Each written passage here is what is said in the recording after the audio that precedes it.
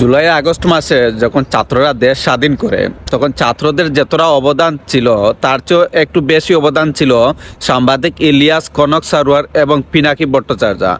এই মানুষগুলার কিন্তু অনেক অবদান ছিল, কিন্তু আফসোস দেশ স্বাধীন হওয়ার পর এখন পর্যন্ত কোনো একটা উপদেষ্টা তাদের সাথে দেখা করে নাই। এটা খুবই লজ্জাজনক একটা বিষয়, কারণ এই দেশ স্বাধীন করতে গিয়ে এদের কিন্তু অনেক অবদান ছিল। তারা কিন্তু বিদেশের মাটিতে অনেক প্রতিবাদ করছে এবং ইউরোপের মধ্যে অনেক আন্দোলন করছে বাংলাদেশের এই কোটা সংস্কার নিয়ে, কিন্তু আফসোস এখন পর্যন্ত কোনো একটা মানুষ তাদের সাথে দেখা করে নাই।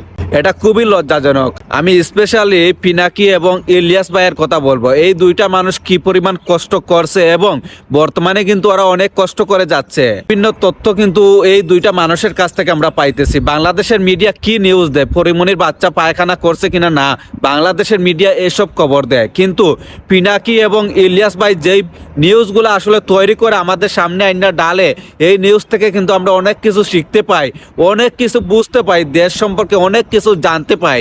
কিন্তু আফসোস এখন পর্যন্ত কোনো উপদেষ্টা তাদের সাথে কখনো দেখা করে নাই। এটা খুবই লজ্জাজনক। ওরা তো বেশি কিছু চায় নাই, ওরা তো বলে নাই যে আমরা একটা দল করব, আমরা একটা সরকার গঠন করব। এরকম তো ইলিয়াস বলে নাই, এরকম তো পিনাকি বলে নাই। তাহলে কেন আপনারা ওদের সাথে দেখা করলেন না? কোন কারণে দেখা করলেন না?